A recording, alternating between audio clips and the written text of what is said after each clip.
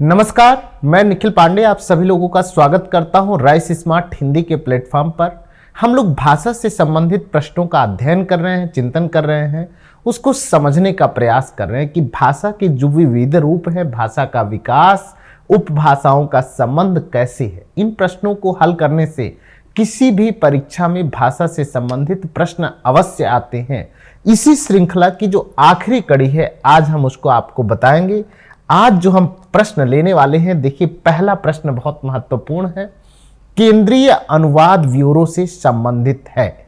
अब केंद्रीय अनुवाद ब्यूरो किससे संबंधित है, इस बात को आपको बताना है। तो चलिए फटाफट, शिक्षा मंत्रालय के अनुवाद विभाग से, गृह मंत्रालय की राजभाषा कमेटी से, या मानव संसाधन मंत्रालय से, या प्राविधिक शिक्षा मंत्रालय से केंद्रीय अनुवाद ब्यूरो किससे संबंधित है? तो आप जानते हैं केंद्रीय अनुवाद ब्यूरो जो है वो गृह मंत्रालय की राजभाषा संवर्ग से संबंधित है। आपको याद रहना चाहिए कि गृह मंत्रालय जो देखता है वो राजभाषा के अंदर केंद्रीय अनुवाद ब्यूरो रखा गया। ठीक है, भारत की राजभाषा है हिंदी, अंग्रेजी, हिंदी एवं अंग्रेजी, भारत की सभी भाषाएं। तो आपको कौन सी लगती है भारत की राजभाषा?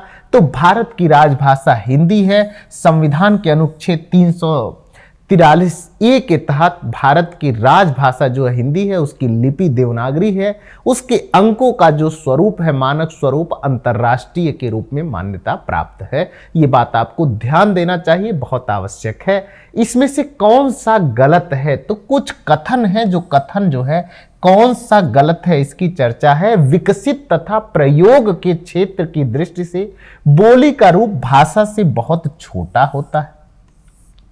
विकसित तथा प्रयोग के क्षेत्र की दृष्टि से बोली भाषा का रूप छोटा होता है। रूप रचना की दृष्टि से बोली पूर्णतः विकसित होती है। बोली दैनिक व्यवहार में होने वाली घरेलू अभिव्यक्ति का माध्यम है। विभाषा बोली का ही विकसित रूप है।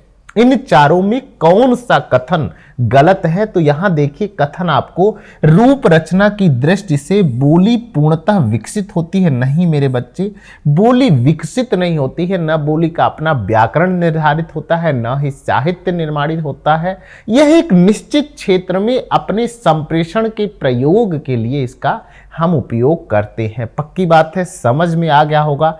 तो बताओ इसमें से बोली से संबंधित क्या है? विकसित तथा प्रयोग की दृष्टि से बोली का रूप भाषा की अपेक्षा, देखो भाषा ज्यादा विकसित होती है। उसका व्याकरण, साहित्य, शिक्षण, विज्ञान, व्यापार, सभी की भाषा हम किसको रखते हैं? भाषा के रूप में। जबकि बोली का जो क्षेत्र है वो कम हो जाता है, छोटा हो जाता है। भाषा की अपेक्षा उपभाषा का क्षेत्र उससे छोटा होता है, बोली उससे छोटा होता है। ये बात ध्यान रखिए। अगला प्रश्न देखते हैं भाई, क्या है?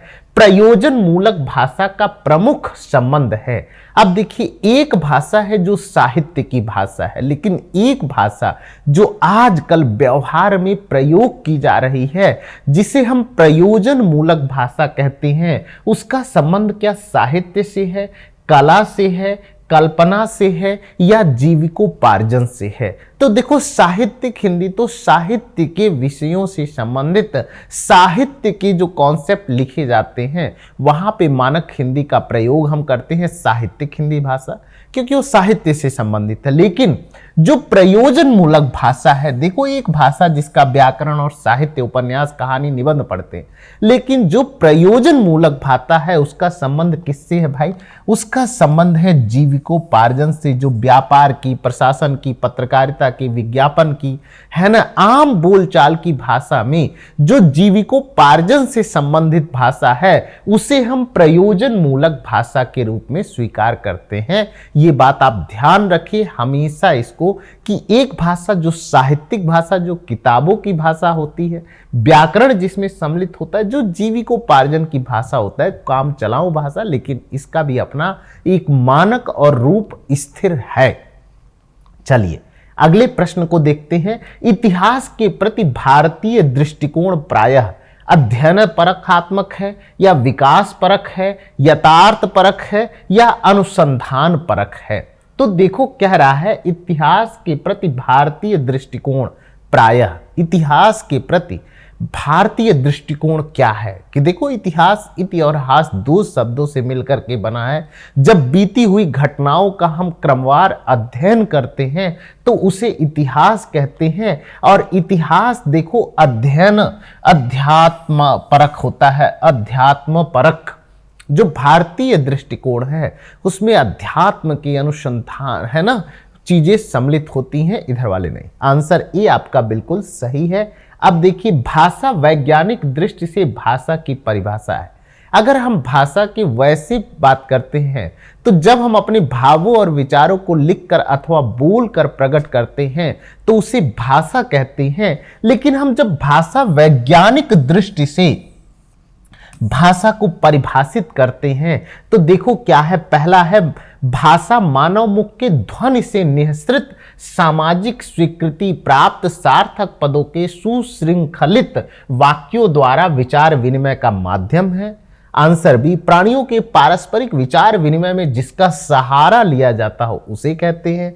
यह सभ्य समाज की मान्यता के अनुरूप विशुद्ध शब्दावली में पारस्परिक वार्तालाप का जो संसाधन बनाई जाती हो वो है। या डी आंसर बोलने चालने पढ़ने लिखने शिक्षण प्रशिक्षण कार्यालयी न्यायालयी व्यवस्था में जिसका समुचित उपयोग किया गया हो। तो आपको चारों में से भाषा वैज्ञानिक दृष्टि से कौन सी भाषा की परिभाषा है, तो देखो भाषा वैज्ञानिक दृष्टिकोण से जब हम लिंग्विस्टिक्स में भाषा की बात करते हैं तो कह रहा भाषा मानव मुख के, अब देखो भाषा वागेंद्रियों द्वारा निःसृत, तो वाक प्लस इंद्रिय, वाक माने होता है वाणी, इंद्रिय माने होता है अंग। भाषा के उच्चारण के लिए हमारे मुख के जो जो अवयव, देखो मुखांग, मानव मुख या मुखांग, मुख के विविध सारे जो अंग है, कंठ ताल मूर्धा दंत ओष्ठ तालव्य, ये सारे मुख के अवयव हैं जो भाषा की ध्वन्यात्मक, देखो निःसृत का मतलब होता है प्रयास पूर्वक निकली हुई। भाषा वैज्ञानिक अध्ययन करते हैं कि पूरा का पूरा जो समाज है, जो जीव जंतु है, मनुष्य को छोड़ करके सब में क्या है, मुख आकृतियां हैं, मुख के बहुत सारे अवयव उपस्थित हैं। लेकिन क्या सभी भाषा बोलते हैं? नहीं। इसी नाते भाषा को मानवेतर भाषा और मानव भाषा के रूप में परिभाषित किया जाता है। निःसृत का मतलब होता है प्रयास पूर्वक निकली हुई सामाजिक स्वीकृति प्राप्त। अब देखो भाषा कोई भी हो सकता है आपकी अपनी भाषा हो कोई, लेकिन वह भाषा तभी हो सकती है, वैज्ञानिक भाषा वैज्ञानिक तत्व सम्मिलित उसमें तभी हो सकते हैं जब उसकी एक सामाजिक स्वीकृति हो, सार्थक पदों की। अब देखो यहां पद क्या होते हैं, जब कोई शब्द किसी वाक्य का अंग बन करके आता है तो उसे पद कहते हैं। और यह पद कैसे होने चाहिए? सार्थक होने चाहिए, उनका कोई न कोई अर्थ होना चाहिए। ऐसा ना हो कोई शब्द जिसका अर्थ ना। तो इस प्रकार से सार्थक पदों के सुशृंखलित, देखो भाषा वैज्ञानिक जो अध्ययन करते हैं ऐसा नहीं है कि कोई शब्द कहीं उठा के रख दिए और आपको उसका अर्थ मिल गया, ऐसा नहीं होगा।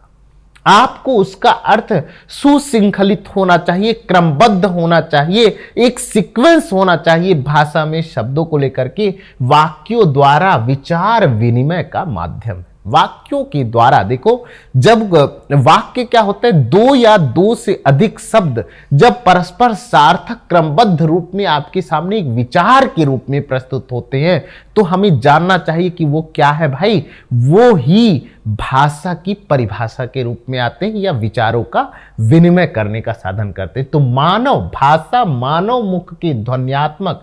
अच्छा बताओ ध्वनि किसे कहते हैं? ध्वनि वायु की उपस्थिति में जब भी कोई आवृत्ति होती है तो उसे ध्वनि कहते हैं। ध्वनियां तीन प्रकार की होती हैं, श्रव्य पराश्रव्य और अपश्रव्य ध्वनियां, जिसको हम सुनते हैं। श्रव्य ध्वनियां 20 से लेकर के 20,000 हर्ट्ज के बीच में होते हैं। तो आंसर ए बिल्कुल सही है। इसी बहाने आपकी भाषा की परिभाषा का कॉन्सेप्ट भी समझ में आ गया होगा। तो चलिए अगले प्रश्न की तरफ। पाली पद की बहुमान्य व्युत्पत्ति है। अब देखो पाली शब्द कैसे बना है, क्या माना जाता है? देखो, पहली भाषा जो थी वो संस्कृत भाषा थी। संस्कृत भाषा के दो रूप हैं, वैदिक संस्कृत और लौकिक संस्कृत। इन दोनों भाषाओं से मिलकर के पाली भाषा का जन्म होता है। पाली वही भाषा है जिसमें अशोक के शिलालेख हमें देखने को मिलते हैं। गौतम बुद्ध के जो त्रिपिटक या उपदेश हैं वो भी हमें क्या होते हैं? पाली भाषा में प्राप्त होते हैं। तो पाली भाषा का जो बहुमान्य व्युत्पत्ति है, मतलब उसकी जो उत्पत्ति है वो क्या है भाई? देखो, पहले क्या है? पर्याय, पलियाय, पलियाली, और उसके बाद क्या है? पाली है। तो ये बहुत कठिन परिश्रम है। ज्यादातर बच्चे हमारे जो नेट जेआरएफ हिंदी से होते हैं उन प्रश्नों पर ध्यान देते हैं। पर्याय, देखो क्या होता है, जो यह शब्द है ना वो संस्कृत से आया हुआ है, यहां जुड़ते हुए वो ध्वन्यात्मक परिवर्तन होते हुए पाली भाषा का निर्माण हुआ। आंसर सी आपका बिल्कुल सही है। पाली भाषा का सर्वप्रधान व्याकरणाचार्य कौन है या वैयाकरण कौन है? तो पाली भाषा के व्याकरण के रूप में सर्वप्रथम कौन स्वीकार किए जाते हैं? देखो, कात्यायन स्वीकार किए जाते हैं, पतंजलि, पाणिनि या हेमचंद। तो आप लोग जानते हैं जो पाली भाषा का संबंध है वो कात्यायन से जुड़ा हुआ है। कात्यायन जो है वो पाली भाषा के सर्वप्रथम व्याकरणाचार्य हैं, आचार्य हैं उसके। पक्की बात है, आंसर ए बिल्कुल सही है। देखो, अब यहां प्रकृति संस्कृतम तदागतम प्राकृतम, देखो एक उक्ति लिखी हुई है, इसका अर्थ आपको बताना है कि उचित भावार्थ क्या है। प्रकृति संस्कृतम तदात्मागतम प्राकृतम, तो प्रकृति भाषा का संस्कार करके प्राकृत भाषा बनाई गई है। यह प्रकृति के रूप के आधार भाषा संस्कृत उससे जो विकसित हुई यह प्राकृत भाषा कहलाई। प्राकृत भाषा को माज कर जो संस्कृत भाषा बनी थी, लोक व्यवहार में घिसते घिसते वही प्राकृत हो गई। या फिर भाषा की प्रकृति है सुसंकृत होते जाना, किंतु वह जब संस्कार विहीन हो जाती है तब प्राकृत भाषा के रूप में रह जाती है। तो इस कॉन्सेप्ट में प्रकृति शब्द का जो संबंध है, जो प्राकृतिक भाषा है, उस प्राकृतिक भाषा का स्वरूप क्या है ये पूछ रहा है। तो बताइए फटाफट। देखो, प्रकृति जो है प्रकृति के रूप में आधार भाषा थी, संस्कृत उससे विकसित हुई, यह प्राकृत भाषा कहलाई। देखो, प्राकृत भाषा क्या कहलाई? जो संस्कृत उससे विकसित हुई। तो हम भाषा को आधार बना करके प्राकृत पूर्व अवस्था और प्राकृत की उत्तर अवस्था के रूप में भी हम भाषा का विभाजन करते हैं। भाषाओं के जब विकास की बात करते हैं तो प्राकृत पूर्व अवस्था और प्राकृत के उत्तर अवस्था के रूप में विभाजित करते हैं। आंसर बी आपका बिल्कुल सही है। अब देखिए, अपभ्रंश भाषाओं का विकास किससे हुआ है ना? विकास हुआ है किससे हुआ है? संस्कृत से, पाली से, दरत से या प्राकृत भाषाओं से? तो देखो, अपभ्रंश भाषा जो है किससे विकसित हुई? प्राकृत भाषाओं से। अगर हम इसका क्रम देखें तो देखो, अगर हम सबसे पहले क्या है, देखो संस्कृत भाषा है, और संस्कृत भाषा के दो रूप हमने देखे। कौन कौन से देखे भाई? वैदिक और लौकिक संस्कृत देखे। लौकिक संस्कृत है ना। इन दोनों से मिलकर के क्या बना था भाई? पाली भाषा। और पाली से क्या बना था? प्राकृत भाषा। और प्राकृत से क्या बना था? अपभ्रंश भाषा। पक्की बात है। तो कह रहा है अपभ्रंश भाषाओं का विकास कैसे हुआ? तो अपभ्रंश का विकास किससे हुआ? देखो, प्राकृत से। पक्की बात है, समझ आ रहा है। इसके बाद अपभ्रंश, जिसे उत्तर हिंदी के रूप में है ना, अपभ्रंश हिंदी, अवहट्ट हिंदी, पुरानी हिंदी के रूप में जाना जाता है। तो ये बात आपको समझनी होगी। ठीक बात है, समझ आ गया? ये वाला चार्ट जरा देखो, समझ आ गया सबको? यस, स्क्रीनशॉट आप इसका खींच सकते हैं। पक्की बात है। चलो भाई, हिंदी भाषा के सतत प्रवाह को ठीक एक जैसे रूप में विकसित हुआ न देख उसके एक विशेष युगीन रूप को निम्नलिखित भाषा विद्वानों ने पुरानी हिंदी नाम दिया। देखो, मैं कह रहा था कि जो अपभ्रंश है उसी को पुरानी हिंदी, अवहट्ट हिंदी, क्योंकि हिंदी भाषा का जो सतत प्रवाह ठीक से एक रूप में विकसित न हुआ। देखो कई बार हिंदी का जो स्वरूप है वो अपभ्रंश है। जैन मुनियों के यहाँ धर्म संबंधी साहित्य में, नाथ संबंधी साहित्य में, राष्ट्र संबंधी साहित्य में, लौकिक साहित्य में उसके स्वरूप में बहुत सारी विविधता है। इन विविधताओं को जिसने स्वीकार किया चंद्रधर शर्मा गुलेरी जो हमारे कहानीकार थे, उन्होंने अवहट जो अपभ्रंश हिंदी है उसी को पुरानी हिंदी नाम दिया, पुरानी हिंदी कहा। अपभ्रंश को पुरानी हिंदी कहने वाले जो विद्वान थे वो चंद्रधर शर्मा गुलेरी थी। याद कर लो, गुरुदेव जी की कहानियां है ना, आपने पढ़ी होंगी, हैं, बुद्धू का काटा सुखमय जीवन उसने कहा था, जरूर पढ़ना। उसने कहा था चंद्रधर शर्मा की गुलेरी की कहानी, इस पे एक फिल्म भी बनी है, आपको देखना चाहिए। तो हिंदी साहित्य के मध्यकाल में ब्रज भाषा का साहित्यिक भाषा के रूप में विकास इस कारण हुआ। अब देखो, कह रहा है कि जो हिंदी भाषा साहित्य में, हम हिंदी साहित्य में जो भक्ति काल पढ़ते हैं उसमें ब्रज साहित्यिक ब्रज की जो चर्चा होती है उसके कारण क्या है? तो पहला कारण है ब्रज क्षेत्र ही उस समय शासन सत्ता का एकमात्र केंद्र था ना। ब्रज में कभी शासन सत्ता का कोई केंद्र इस तरह से नहीं रहा। उस समय की सभी भाषाओं में ब्रज भाषा ही सबसे अधिक संबद्ध थी, या ब्रजेतर क्षेत्र के भाषा भाषियों ने इसे अपने सृजन का माध्यम बनाया। ब्रज भाषा भाषी व्यापार करते हुए पूरे देश में फैल गए। तो देखो इसका कारण क्या था? ब्रजेतर क्षेत्र के भाषा भाषियों ने भी इसे अपने सृजन का माध्यम बनाया। देखो, ब्रज क्षेत्र का जो पूरा का पूरा क्षेत्र है वहां तो है ही कृष्ण के स्वरूप की वंदना। मध्यकाल के चिंतन की दो ही आयाम है हमारे, राम और कृष्ण। कृष्ण का संबंध किससे है? ब्रज क्षेत्र से है, लेकिन केवल वहां उनका प्रभाव ब्रज में ही नहीं था, कृष्ण का प्रभाव तो पूरे भारत में था। गुजरात से लेकर के कन्याकुमारी तक सभी जगहों पे कृष्ण के विविध रूप, विविध उनके जो गुण है ना, सगुण जो स्वरूप है वो हमें देखने को मिलता है। इस नाते ब्रजेतर क्षेत्र के भाषा भाषियों ने इसे अपने सृजन का माध्यम बनाया। यही कारण है कि मध्यकाल में ब्रज भाषा का साहित्यिक भाषा के रूप में विकास हो पाया। पक्की बात है। चलो भाई आगे बढ़ते हैं। खड़ी बोली गद्य के विकास का मूल आधार क्या है? अब देखो क्या कह रहा है। जो आधुनिक काल में भारतेंदु ने कहा कि हिंदी नई चाल में ढली, ऐसी प्रक्रिया में खड़ी बोली गद्य का विकास, देखो गद्य एक महत्वपूर्ण साहित्यिक घटना थी कि जहां हम कविता में अपनी बात को कह रहे थे, उस जगह पे हम जिस तरह बोलते हैं उस तरह भाषा में हम साहित्य का अध्ययन करना शुरू कर दिए थे।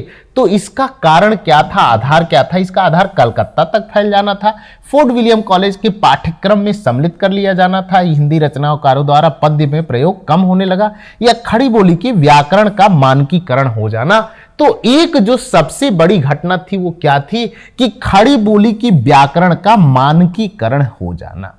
क्योंकि खड़ी बोली गद्य का जो विकास हुआ, देखो गद्य है तर्क और चिंतन की भाषा, हम कविता तो भावार्थ है, भाव और विचारों को व्यक्त करने के लिए हम क्या करते, काव्य का सहारा लेते।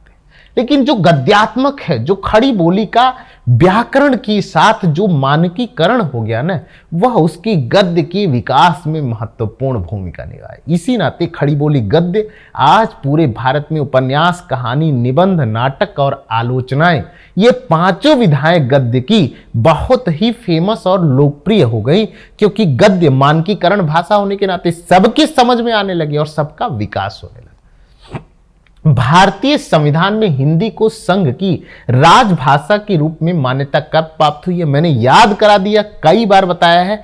14 सितंबर 1949 को भारतीय संविधान की 8वीं अनुसूची में जो प्रारंभिक 14 भाषाएं थी उनको मान्यता दे करके इसी दिन 14 सितंबर के दिन हिंदी दिवस के रूप में मनाया जाता है, याद कर लो। और 8वीं अनुसूची में है 343 से 351 तक अनुच्छेद में भाषाओं के संबंधित मुद्दों पर चर्चा की गई है। ठीक, चलो भाई आगे बढ़ते हैं। हिंदी को संघ की राजभाषा बनाने का जो प्रस्ताव संसद में पारित हुआ था उसके प्रस्तावक कौन थे? अब ये तो हमें पता चल गया कि 14 सितंबर को हिंदी दिवस मनाया जाता है। 14 सितंबर 1949 को संविधान के 8वीं अनुसूची में जो 14 भाषाओं की मान्यता, तो ये संसद में पारित हुआ, उसके प्रस्तावक कौन थे? भाषाओं से संबंधित मुद्दों के प्रस्तावक कौन थे? तो आपको गोपाल स्वामी आयंगर कमेटी, देखो गोपाल स्वामी आयंगर महोदय थे। आयंगर कमेटी की अनुशंसा पर ही भाषाओं को भारत में सही क्रम से विभाजित करके उसको आगे बढ़ाने का काम किया। तो आपको श्री गोपाल स्वामी आयंगर का नाम याद होना चाहिए कि राजभाषा से संबंधित जो भी प्रावधान बने वो उनकी अध्यक्षता में एक तरीके से उनके प्रस्तावक के रूप में वो सामने आया। पक्की बात है भाई, याद हो गया, समझ आ गया होगा। तो चलो, वर्तमान भारतीय गणराज्य में हिंदी भाषा किस विशेष भाषा के रूप में मान्य है? तो इस समय वर्तमान में हिंदी भाषा को राष्ट्रभाषा कहा जाता है, संचार भाषा कहा जाता है, माध्यम भाषा कहा जाता है या राजभाषा कहा जाता है। तो आप लोग जानते हैं कि वर्तमान भारतीय गणतंत्र में हिंदी भाषा को राजभाषा, क्योंकि 14 सितंबर 1949 में इसे राजभाषा के प्रावधान के अंतर्गत रखा गया। राष्ट्रभाषा, संचार भाषा या माध्यम भाषा के रूप में नहीं, राजभाषा के रूप में इसकी मान्यता मिली। आपको याद हो जाएगा।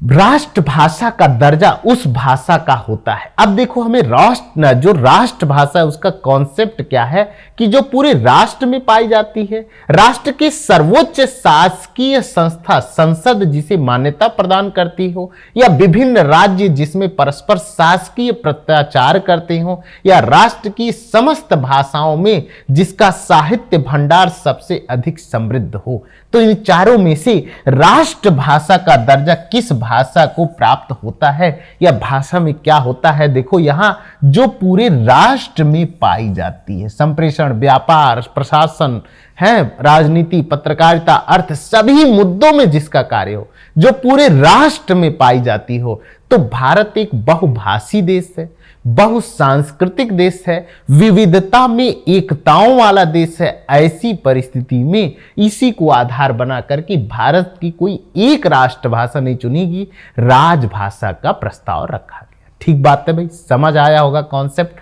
चलो भाई, मानक भाषा किस भाषा का वह रूप होता है जिसमें, अब कह रहा है मानक भाषा किस भाषा का वह रूप होता है जिसमें उस भाषा का सम्मान बढ़ता है, विभिन्न भाषाओं के क्षेत्रों में उसका एक स्वरूप समान रूप से प्रमाणिक माना जाता है, वही तदानुरूप प्रयुक्त होता है, या जिसके आधार पर दूसरे भाषा रूप की स्थितियों को जांची परखी जाती है, या प्रदेश सरकार जिसे मान्यता प्रदान करती है। तो आप लोग जानते हैं कि मानक भाषा जो होती है वो भिन्न भिन्न भाषा क्षेत्रों में उसका एक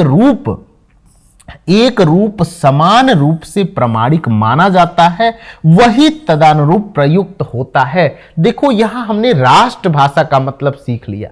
मानक भाषा का मतलब होता है भिन्न भिन्न भाषा क्षेत्रों में उसका एक ही रूप समान रूप से प्रमाणिक माना जाता है, चाहे हिंदी बिहार में बोली जाए, बंगाल में बोली जाए, कलकत्ता में बोली जाए, या फिर आपके दिल्ली में बोली जाए या यूपी में बोली जाए, उसका जो स्वरूप है वो समान रूप से प्रमाणिक, उसके सारे नियम माने जाते हैं और वही आगे चलकर के प्रयुक्त भी होते हैं। इसी नाते वह मानक भाषा बन जाती है। और यह क्षमता हमारे हिंदी भाषा में बहुत, क्योंकि इसके सभी ध्वनियां अलग अलग चिन्हों के रूप में प्रस्तुत किए जाते हैं। ठीक है, चलो भाई, भारतीय भाषाओं के सर्वोच्च भाषा सर्वेक्षण का कार्य संपादन एवं कई खंडों में उसका प्रकाशन निम्नलिखित विद्वान की अध्यक्षता में हुआ। देखो, बहुत जरूरी बात है कि भारतीय भाषाओं में भाषा सर्वेक्षण का कार्य संपादन एवं कई खंडों में उसका प्रकाशन किस व्यक्ति ने किया? टी.एस. तोरी, आचार्य शुक्ल, या सुनीति कुमार चटर्जी, या सर जॉर्ज एब्राहम ग्रियर्सन। तो यहां देखिए, जॉर्ज एब्राहम ग्रियर्सन जो है ना, ये हमारे पहले इतिहासकार थे जिन्होंने हिंदी भाषा को एक क्रम में रख करके काल विभाजन का आधार प्रस्तुत किया, इतिहास लेखन का कार्य किया। तो भारतीय भाषाओं की भाषा सर्वेक्षण का कार्य संपादन एवं कई खंडों में उसका प्रकाशन किसने किया भाई? उसकी अध्यक्षता की ये जो एब्राहम ग्रियर्सन है, George Abraham Grierson, sir George Abraham Grierson. तो ग्रियर्सन आप ना भूलें, और यही हमारे पहले मानक इतिहास लेखक भी हैं, जो फ्रेंच भाषा में इन्होंने अपने, है ना, बहुत सारी बातें हैं जो साहित्य से संबंधित। चलो भाई, अगला प्रश्न क्या है भाई? अगला प्रश्न है कि हिंदी की वैज्ञानिक एवं तकनीकी शब्दावली के निर्माण का कार्य करने वाली की संस्था का नाम है। देखो, हिंदी के वैज्ञानिक एवं तकनीकी शब्दावली के निर्माण का कार्य करने वाली संस्था वैज्ञानिक एवं तकनीकी शब्दावली आयोग इस काम को करती है। वैज्ञानिक एवं तकनीकी शब्दावली आयोग इस काम को करती है। पक्की बात है, आंसर सी आपका बिल्कुल सही है, याद हो गया होगा।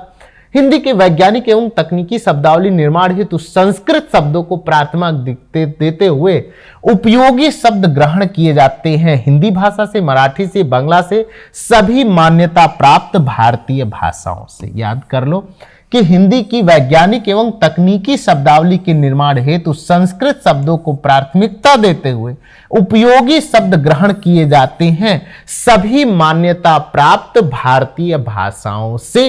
आंसर डी आपका बिल्कुल सही है, कुमाऊनी भाषा भाषी क्षेत्र है। ये देखो बढ़िया प्रश्न है, चलो फटाफट बता दो। कुमाऊनी भाषा भाषी क्षेत्र कौन सा है? जम्मू कश्मीर, हिमाचल प्रदेश, रानीखेत या नैनीताल, कुरुक्षेत्र, अंबाला या हिसार, लखीमपुर खीरी, पीलीभीत, शाहजहांपुर। तो देखो रानीखेत और नैनीताल में जो कुमाऊनी भाषा परिवार है वो कहां से संबंधित है? रानीखेत और नैनीताल। तो जब नैनीताल आप घूमने चाहते हैं, तालों में नैनीताल है, ताथा ता तलैया है ना, गाना आपने सुना होगा। तो कुमाऊनी भाषा का संबंध वहां कौन सी भाषा बोली जाती है? तो कुमाऊनी भाषा बोली जाती है। रानीखेत और नैनीताल का जो पूरा का पूरा क्षेत्र है वहां पे कौन सी भाषा प्रयोग की जाती है? कुमाऊनी भाषा। पक्की बात है भाई, आपको आंसर बी बिल्कुल सही है। भोजपुरी भाषा अपने व्याकरणिक ढांचे में इस भाषा से काफी समानता रखती। तो भोजपुरी भाषा की समानता किस भाषा से? बांग्ला, फारसी, ब्रज भाषा या बुंदेली।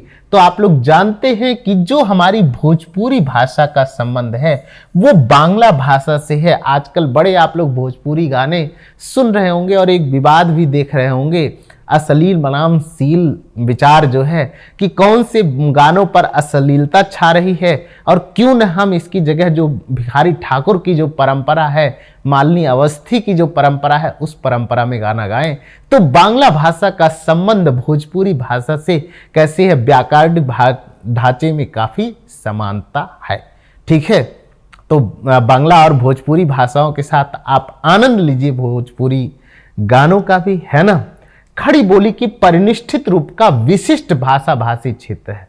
देखो खड़ी बोली की परिनिष्ठित रूप, परिनिष्ठित मतलब होता है साहित्यिक रूप, है ना। विशिष्ट भाषा भाषी क्षेत्र कौन था? इसका साहित्यिक, खड़ी बोली का जो साहित्यिक रूप है वो किससे संबंधित है?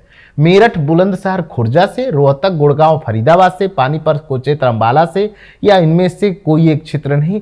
तो आप लोग जानते हैं परिनिष्ठित, जो खड़ी बोली का परिनिष्ठित क्षेत्र मेरठ बुलंदशहर खुर्जा और, है ना, पूरा का पूरा ये आगरा दिल्ली का जो पूरा इलाका, इसको भी ले सकते हैं आप। मेरठ बुलंदशहर और खुर्जा याद रखिए। परिनिष्ठित खड़ी बोली का जो क्षेत्र है वो यही है।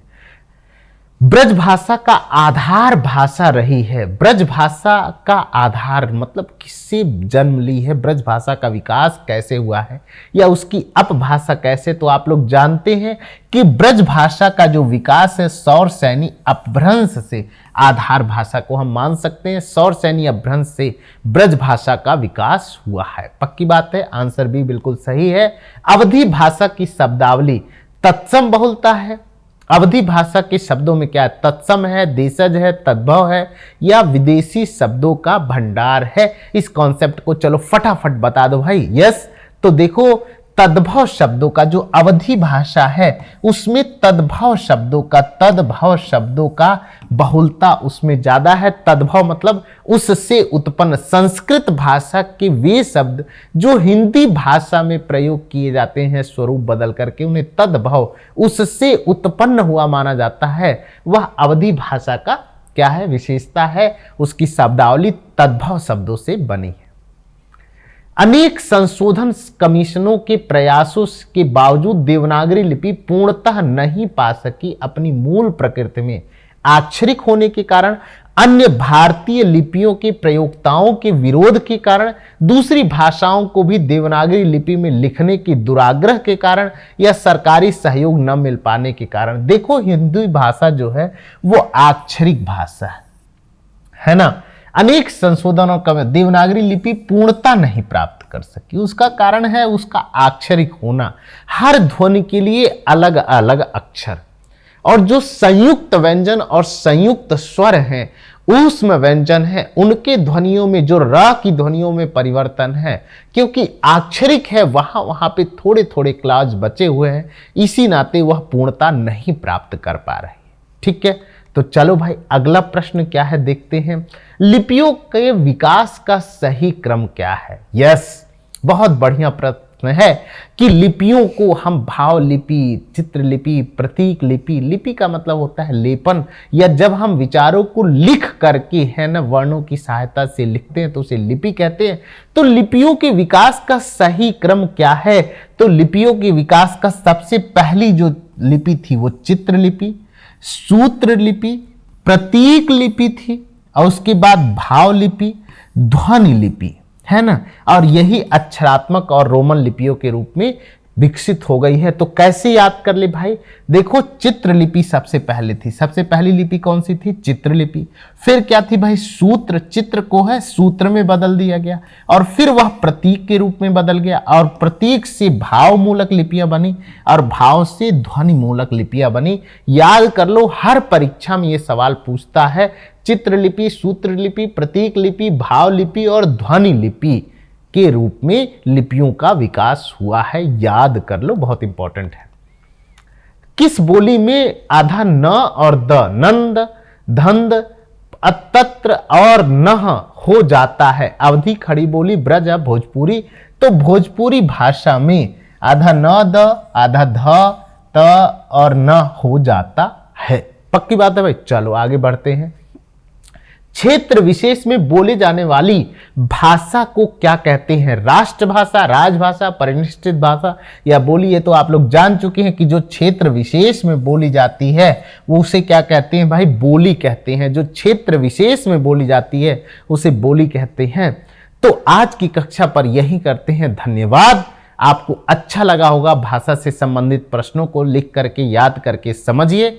अगली कक्षा में पुनः मिलेंगे। बहुत बहुत धन्यवाद।